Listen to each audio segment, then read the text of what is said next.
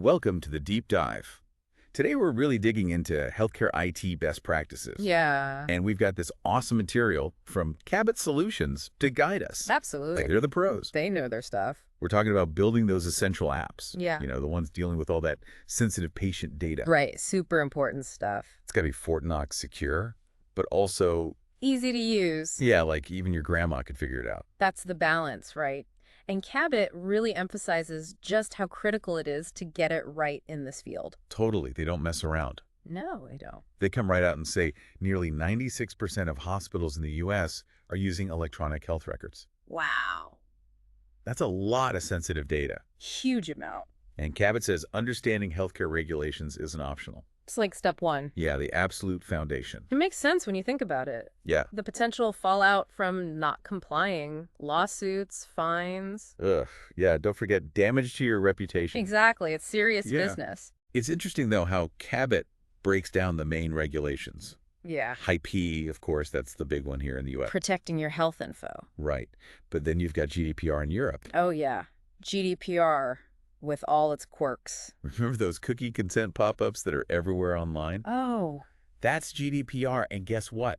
What? It applies to health data, too. Wow. So it's not just those annoying pop-ups. Nope, it's the real deal. It's like every region has its own set of rules, And it's not just about knowing them. right? It's knowing how they apply in different situations. That's where it gets tricky. Exactly. And then Cabot brings up hate tech, which focuses on the electronic side of things. Right. Especially electronic health records. It's like hate tech is saying, okay, you've gone digital. Now prove you're handling that data responsibly. It makes you think. Definitely. And just when you think you've got a handle on things, There's more. they drop another one on you. What's that? FDA approval. Uh, Let's say you're designing an app that connects to a heart rate monitor or something. yeah. Suddenly you're dealing with a whole other layer of scrutiny. Because it could directly impact someone's health. Exactly. Diagnosis, treatment, the stakes are high. And here's a crazy stat. A whopping 83% of healthcare organizations. 83%? 83% say keeping up with these regulations is their biggest IT challenge. Wow, that's like trying to hit a moving target while juggling chainsaws. I could see that. It really emphasizes their point about bringing in compliance experts early in the process. Absolutely. Can you imagine going through a massive system audit I don't even want to think about it. and you realize you missed a key HIPAA requirement? Total nightmare. Cabot argues that a small upfront investment in expert advice can save you a world of pain later. It's like they always say, an ounce of prevention is worth a pound of cure. Exactly. Speaking of prevention, Cabot doesn't hold back when it comes to security. Nope. They cite that Verizon report. The one that tracks data breaches. That's the one, well, get this, 61% of breaches in healthcare. 61%? 61% are caused by people outside the organization. So not even internal slip-ups. Nope, these are people deliberately targeting healthcare systems. Wow, so they know patient data is valuable. Incredibly valuable on the black market. It's like digital cat burglary. Except they're after your medical history. Yeah, scary stuff, right? Yeah. So what's the solution? Tell me. Cabot recommends layering your security like a digital lasagna. Okay, I like that analogy. But seriously, they stress the importance of strong encryption. Both when the data is at rest and when it's moving between systems. Right, they're big fans of AES 256 encryption. That's the gold standard. And don't even think about sending sensitive info without SSL TLS protection on your data. So it's like, what is it they say? You wouldn't send a postcard with your social security number on it? Exactly, you need that digital envelope. And this is where it gets really interesting. Oh, They talk about these techniques called data masking and tokenization. Have you heard of these? vaguely. Sounds like something out of a spy movie. It kind of is. Imagine taking sensitive patient data, like a social security number, Yeah. and replacing it with a meaningless code.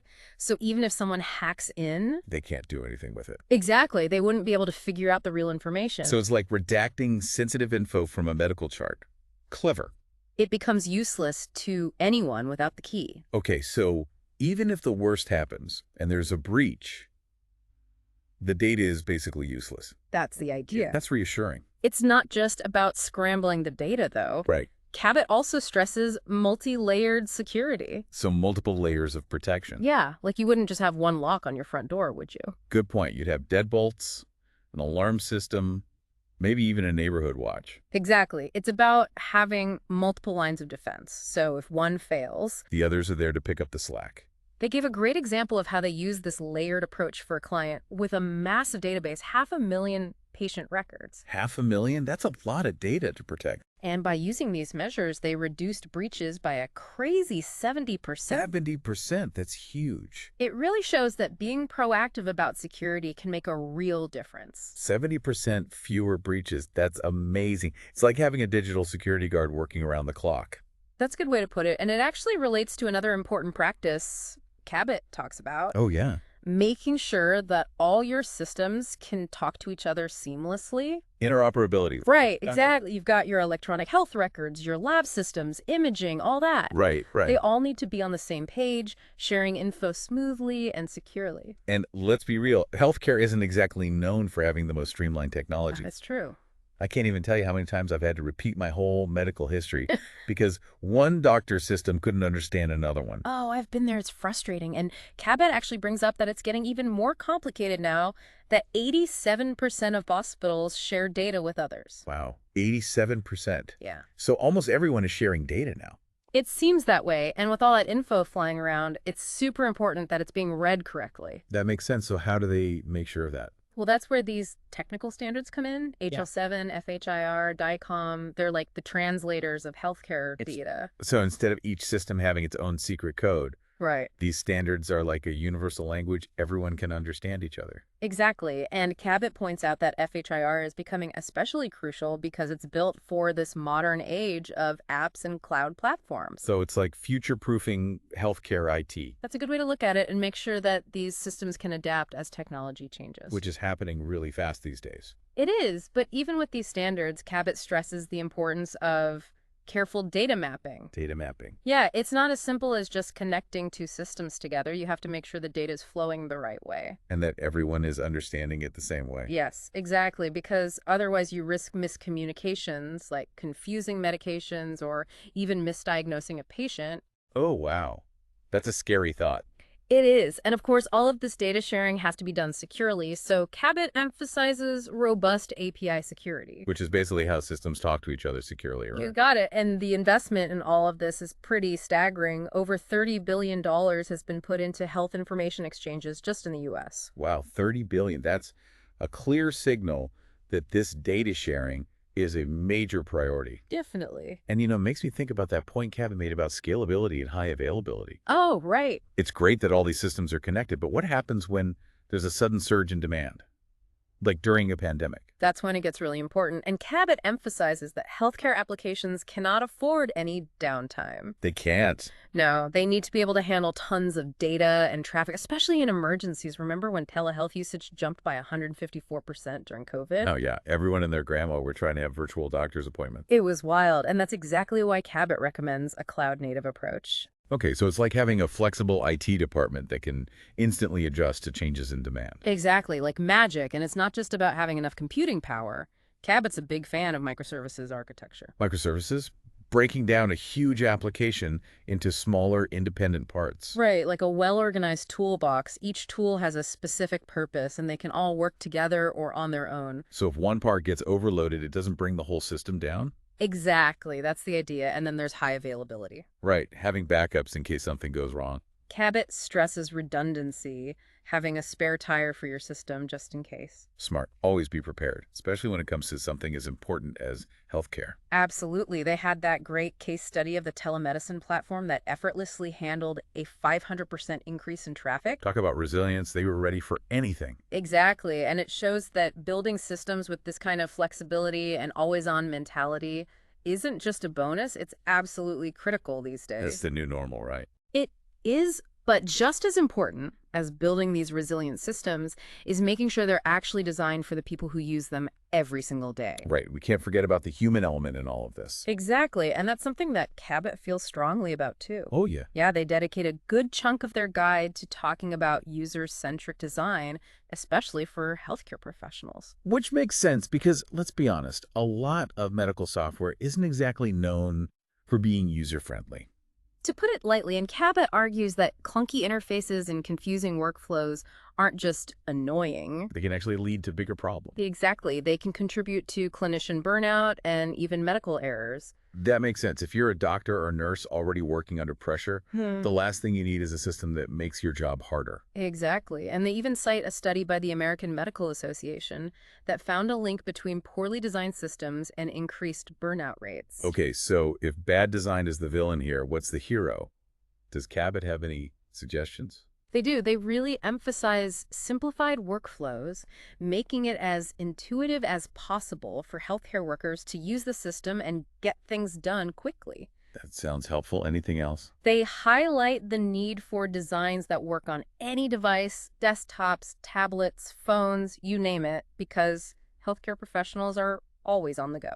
Makes sense. They need access to information wherever they are. Exactly. And of course, they can't forget about accessibility and making sure that these applications can be used by people with disabilities. Of course, everyone should be able to use these tools effectively. Absolutely. They even go as far as to recommend color coding that works for people with color blindness, which I think says a lot about their attention to detail. It's those little things that can make a world of difference, especially when you're talking about systems that can impact people's lives. You got it. And it's not just about avoiding harm. It's about creating a positive experience for healthcare professionals. They're the ones using these tools every day to care for people. It's like giving them the digital version of a comfortable pair of scrubs and a well-organized crash cart. I like that analogy. It really highlights that good design isn't just about looking good. It's about supporting and empowering people to do their best work. It's like the difference between using a scalpel and a butter knife to perform surgery. Ouch. Yeah.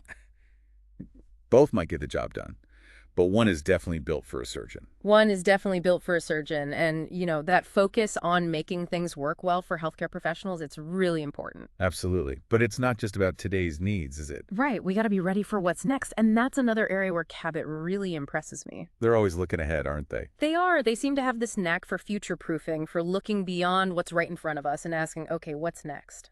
I noticed that throughout their guide, Yeah. whether they were recommending new standards like FHIR or talking about making systems super scalable, it's clear they're thinking long-term. Absolutely. And it really highlights something important about healthcare IT. What's that? It's not a set it and forget it kind of field. Things are always changing. Constantly evolving. Exactly. What's best practice today might be outdated tomorrow. It's like that saying, the only constant is change. But in healthcare IT, that change is happening really, really fast. It is. So how do we keep up? Good question. Continuous learning. We have to stay on top of new technologies, regulations, security threats. It's all about adapting. So it's not just about the technology itself. Right. It's about understanding how all these advancements are going to impact how we deliver healthcare. Exactly. We're talking about AI helping with diagnoses, wearable sensors, giving us real-time patient data, treatments based on your specific DNA. It's like something out of science fiction. I know, right? Yeah. But it's closer than we think. It really is. Imagine your smartwatch telling your doctor you might have a heart problem before you even feel anything. Or AI looking at medical images and catching diseases super early. It's incredible to think about. It is. But it also makes you realize how important it is to get the foundation right. Absolutely. That's where all these best practices we've been discussing come in. Security, interoperability, good design. They're not just boxes to check off. Right. They're the building blocks for the future of healthcare. We're not just building apps here, we're creating a whole digital support system for these groundbreaking innovations, and that's something Cabot really emphasizes. So they're challenging us to think bigger. Exactly. Think beyond the technology itself and focus on the impact on patient care, healthcare providers, the whole system. Powerful stuff. So as we wrap up here, Cabot has some parting advice for anyone building the next generation of healthcare tech. They do. They urge you to reach out, talk to them, leverage their experience to build those future-proof, secure, and successful applications that will shape the future of healthcare. Because building something this important shouldn't be done alone. Exactly. Collaboration is key. Well, I don't know about you, but I'm feeling really inspired after this deep dive into healthcare IT best practices with Cabot Solutions. Me too. It's been a great reminder of how technology can transform healthcare, but also how important it is to approach this field carefully and responsibly. Couldn't have said it better myself. A huge thank you to Cabot Solutions for sharing their insights with us. Yes. Thank you, Cabot. And to everyone listening, thank you for joining us on this deep dive. We hope you found it insightful, and we'll see you next time.